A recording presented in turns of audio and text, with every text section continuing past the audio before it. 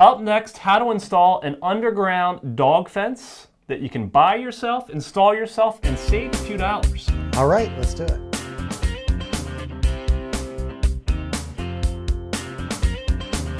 All right, so in this episode of the Handy Guys podcast, we want to talk about a recent project that we both were engaged in. We went out and bought ourselves on Amazon some blocks. Yeah, no, we'll show you. We'll show you what this getup is all about in a moment. But we bought the equipment that you need: a receiver and wire, and we installed and dog collars. And dog collar. Yeah, you have your dog collar. I forgot mine. But we bought the dog collars so that we could install an underground dog fence, so that we could prevent our dog from escaping our yard without having to build a fence, a visible fence. Right, and I never thought it would work. My dog is a beagle, and beagles are known for being stubborn and obstinate and not listening. And she's doing pretty well at containing herself within the boundary that I've set up with the underground dog fence. Right, and I have a small, mostly Shih Tzu, but it's a mix. And rat dog, right? Yeah, a little rat dog. And they're not the smartest dogs necessarily. So I have had success, great success, but it does take some training. So we're going to show you physically how to install it. But we'll also put a link on our site to some ebooks that you can check out on training and read the ebooks. The most critical part of this whole thing is in training. The dog fence, as you're going to find out, is rather simple, the underground dog fence, but it can be. Read the manual first on how to install it after watching this video, because there's some important things you need to remember that I learned along the way. Right, so you're going to install it, but training will take 2 to 3 weeks. You need to be persistent, but it will pay. Believe me, spend the time. It is worth it. It's kind of like, I figured, it's kind of like diaper training or toilet training. Toilet training, right. So to get them out of the diapers, it takes some time. It's ugly, but once you get over the hump, you're glad you did it. Does anyone not learn? Yeah, some take longer than others. So let's talk about the equipment and how you can there's many different models you can purchase for different size dogs, and for, each have their pros and cons. And some stubborn dogs or less than stubborn dogs, big dogs, small dogs, multiple dogs. I bought a collar that was specifically made for a small dog.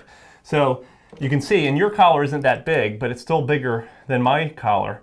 But there's some advantages and disadvantages of these two collars. They're both similar. They both have probes on them that will shock the dog. They both have different levels, I assume. Does yours have different levels of engagement? It's funny. This one, which was from PetSafe, this one, you set the level in the receiver. Oh, okay. Some of them, you can set it on a per collar basis. So mine's set on the collar.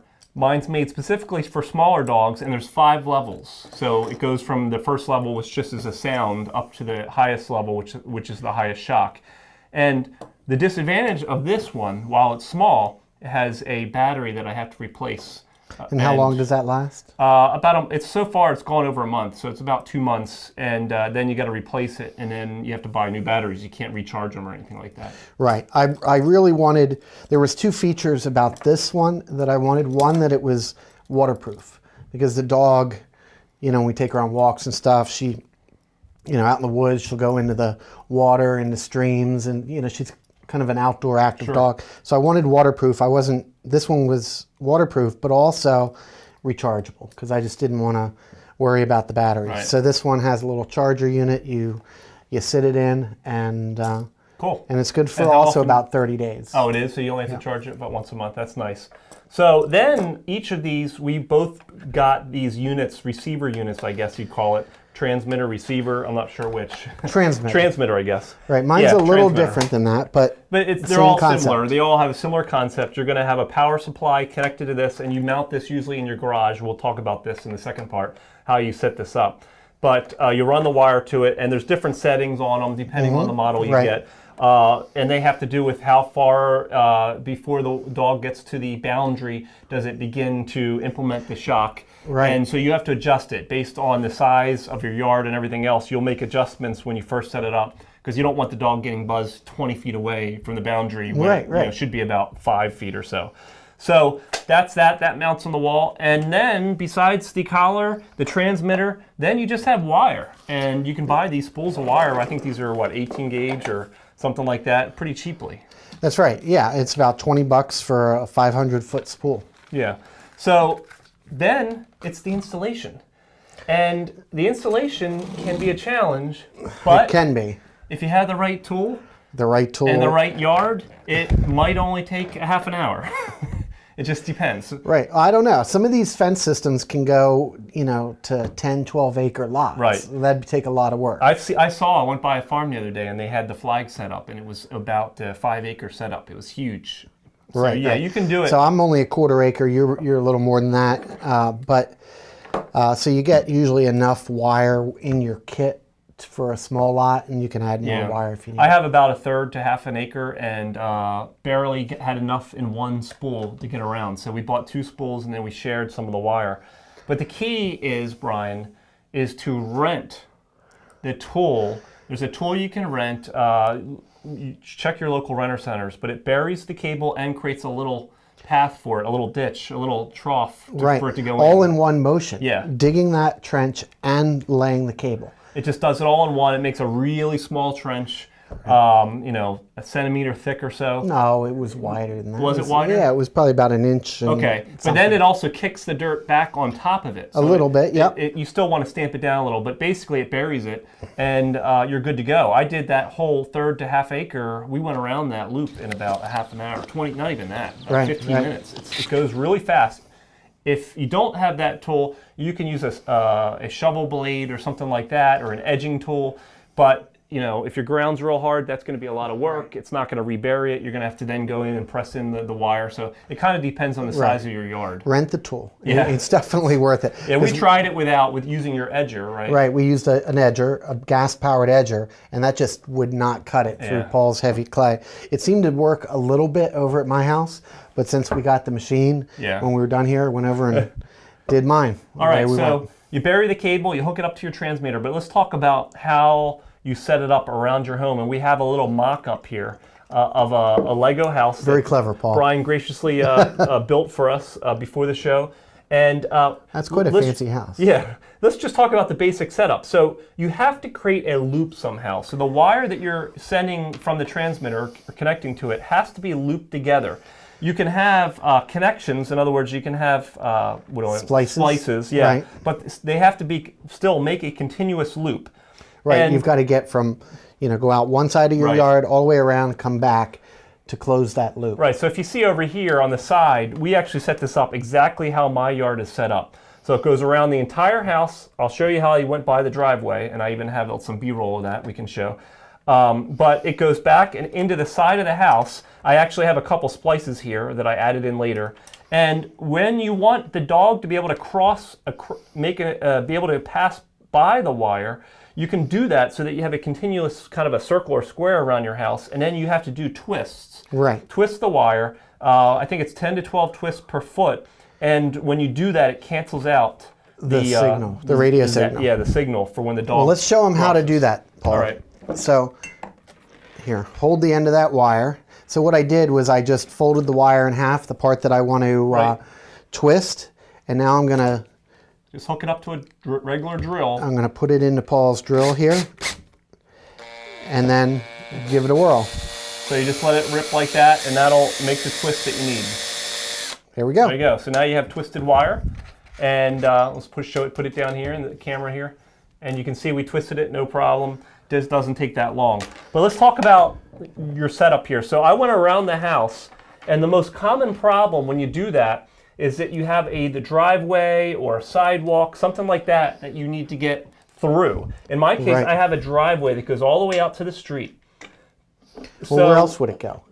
Yeah, right. So it goes all the way out to the street. But what I was able to do, I have a couple choices here. One is you can get a masonry blade, and if it's an asphalt driveway particularly, you can cut a little groove across the driveway, and then you set the wire down in that groove, and you can caulk over it with some asphalt caulk. Sure. Pretty simple. You can use just a regular circular saw. If it's concrete, it may not be so easy. Right. Concrete blades are a little tougher to work with, create a lot of dust. So maybe you can find an expansion joint that was created in your driveway. If you have a concrete driveway, and you can place the wire in the joint and then put some concrete colored caulk or concrete to hold crack it filler down. to hold it down. Right. In my case, I was actually had enough of a crack between the asphalt driveway and the sidewalk. Which was concrete. Which was concrete, and there was some caulk in there, and some asphalt that had filled in there. But I was able to scrape it out with just a screwdriver, get the wire down in, and that allowed me to get all the way around. It was just sweet because I didn't have to cut anything and do anything. Right. And then I went all the way back and made my loop. So yeah, that's really the most difficult part. There are some people that try to pass underneath a driveway or sidewalk, but then you got to dig down on each side and get one of those pipes to pound through. Right. And it's a ton of work for something. I mean, it takes a job that could take a half an hour, and now you're looking at hours of work.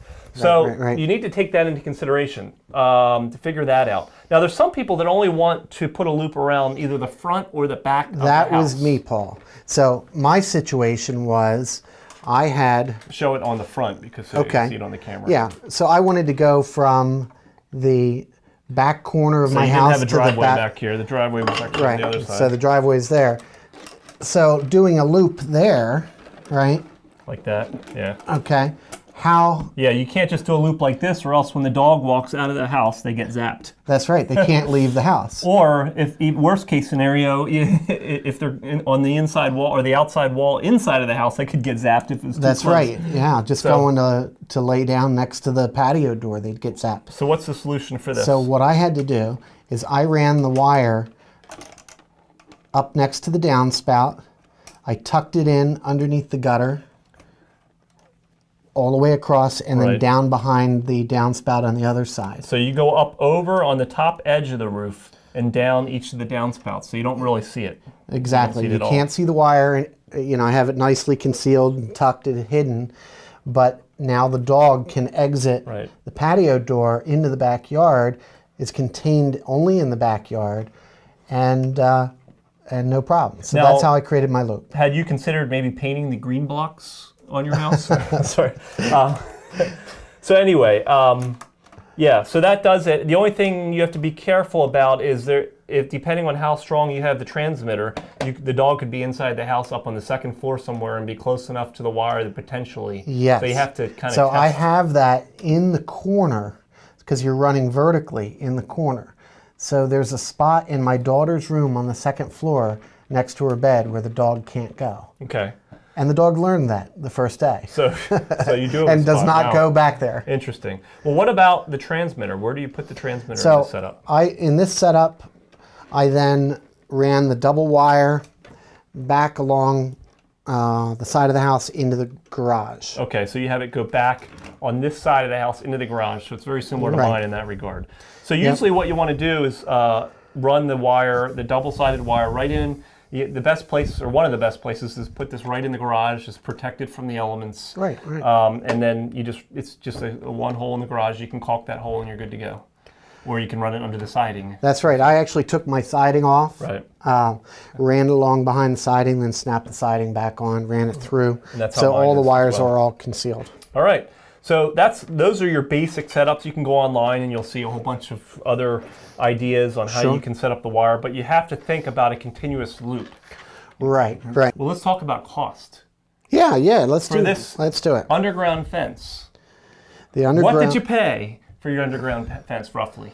$200. Okay, and I paid about $150 plus some extra wire, $170. Right, and that machine rental was what, $75 We for the split day? a machine rental of $75, so I paid roughly $225, $250 total, or something like that. And it's not that expensive. And now that I've seen that it's successful, my dog's not running across the street in front of cars and things like that. Right. It was well worth it.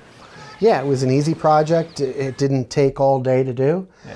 And it's much more convenient to let the dog out without having to hook her up on a chain or something like that. So I would say the most important part of this, besides understanding the layout, is to read the training manual on how to train the dog. That's so you right. need to understand the equipment, but that's only a small, maybe 20% of the way there. You then need to understand how to train the dog, understand when to elevate the juice on the collar, understand how the dogs work, and you're really training them sort of like Pavlov's dog. When they understand that they go near here, they should not, or they'll get a zap.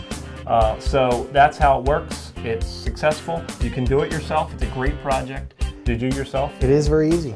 All right, there you have it. Thanks for watching the Handy Guys podcast. All right, thanks.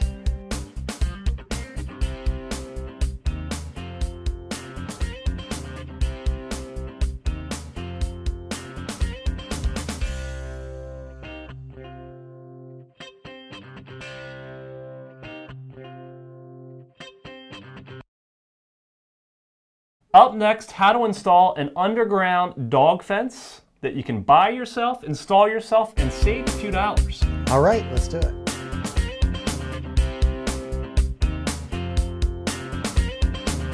All right, so in this episode of the Handy Guys podcast, we want to talk about a recent project that we both were engaged in. We went out and bought ourselves on Amazon. Some blocks. Yeah, no, we'll show you. We'll show you what this getup is all about in a moment. But we bought the equipment that you need: a receiver and wire, and we installed And dog collars. and dog collar. Yeah, you have your dog collar. I forgot mine. But we bought the dog collars so that we could install an underground dog fence, so that we could prevent our dog from escaping our yard Sure. without having to build a fence, a visible fence. Right, and I never thought it would work. My dog is a beagle, and beagles are known for being stubborn and obstinate Right. and not listening. And she's doing pretty well at containing herself within the boundary that I've set up with the underground dog fence. Right, and I have a small, mostly Shih Tzu, but it's a mix. And they're- Rat dog, right? Yeah, a little rat dog, and they're not the smartest dogs necessarily. So I have had success, great success, but it does take some training. So we're going to show you physically how to install it, but we'll also put a link on our site to some ebooks that you can check out on training and read the ebooks. The most critical part of